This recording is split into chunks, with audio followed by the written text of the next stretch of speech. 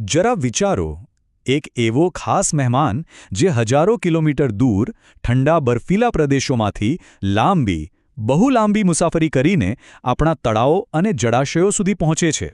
આજે આપણે એવા જ એક અદ્ભુત પ્રવાસી પક્ષી વિશે વાત કરવાના છીએ. શું ક્યારે એવા હંસની કલ્પના કરી છે જેની આંખની આસપાસ એક ચમકતી સોનેરી વીંટી હોય? ના, આ કોઈ વાર્તા નથી. આ એક વાસ્તવિક પક્ષીની સૌથી ખાસ ઓળખ છે.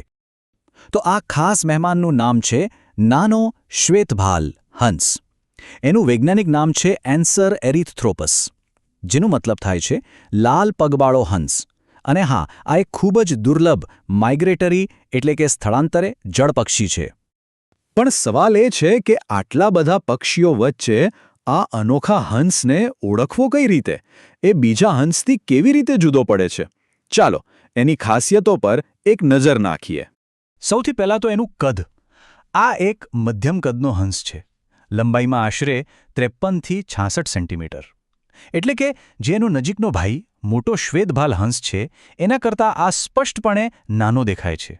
હવે આવે છે સૌથી મોટી અને ક્યારેય ન ભૂલાય એવી નિશાની. નાના શ્વેતભાલ હંસની આંખ ફરતે એકદમ સ્પષ્ટ પીળી વીંટી હોય છે. આ જેની મુખ્ય ઓળખ છે. આ સિવાય એના કપાળ પર જે સફેદ ધાબુ છે એ પણ મોટું હોય છે, લગભગ આંખો સુધી પહોંચતું હોય છે. જો હજી પણ ખાતરી કરવી હોય તો એની ગુલાબી રંગની ચાંચ, નારંગી પગ અને પેટ પર દેખાતા કાળા પટ્ટાઓ પર ધ્યાન આપજો. અને હા, એનો અવાજ પણ એના મોટા ભાઈ કરતાં વધુ તીણો અને ઊંચો હોય છે. તો આ તો થઈ એને ઓળખવાની વાત. પણ આ પક્ષીની અસલી કહાની તો એની મુસાફરીની છે. એ ખાલી એક પક્ષી નથી, પણ સાચા અર્થમાં એક ગ્લોબટ્રોટર, એક વિશ્વ પ્રવાસી છે. દર વર્ષે આ હંસ એક અવિશ્વસનીય સફર પર નીકળે છે. ઉનાળામાં એ આર્કટિકના ઠંડા વિસ્તારોમાં પોતાનો પરિવાર વધારે છે, અને જેવો શિયાળો શરૂ થાય એ હજારો કિલોમીટરની ઉડાન ભરીને આપણા જેવા ગરમ દેશોમાં પહોંચી જાય છે. આનો મતલબ એ છે કે ભારતમાં આ હંસનું દેખાવું એ કોઈ સામાન્ય ઘટના નથી. એ અહીં કાયમી મહેમાન નથી. એટલે જ જ્યારે ગુજરાત જેવા વિસ્તારોમાં એ ક્યારેક જોવા મળે તો પક્ષી પ્રેમીઓ માટે એ એક મોટા ઉત્સવ જેવું બની જાય છે. પણ આટલી લાંબી અને મુશ્કેલ મુસાફરી કરનાર આ પક્ષીનું ભવિષ્ય કેવું છે? હવે આપણે એક ગંભીર મુદ્દા તરફ જઈ રહ્યા છીએ. એ છે એની સંરક્ષણ સ્થિતિ. સંવેદનશીલ એટલે કે વલ્નરેબલ, આ એક જ શબ્દ આ પક્ષીની આખી પરિસ્થિતિ બયાન કરવા માટે પૂરતો છે. એનો સીધો અર્થ છે કે એનું અસ્તિત્વ ખતરામાં છે. પણ એવું કેમ? એની વસ્તી કેમ ઘટી રહી છે? એના મુખ્ય 2 કારણો છે.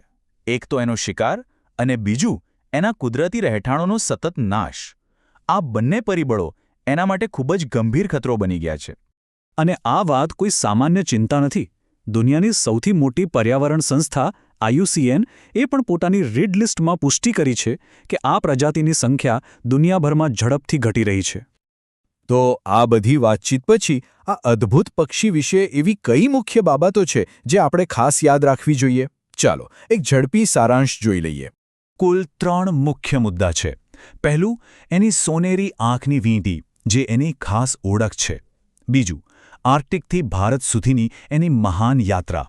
અને ત્રીજું અને સૌથી અગત્યનું, એની સંવેદનશીલ સ્થિતિ, જે આપણા બધા માટે એક ચેતવણી સમાન છે. આ બધી માહિતી આપણને અંતે એક સવાલ પર લાવીને ઊભા રાખે છે કે હજારો કિલોમીટરનું અંતર કાપીને આવતા આવા ખાસ મહેમાનને બચાવવા અને એમના કુદરતી ઘરને સુરક્ષિત રાખવા માટે શું કરવું જોઈએ?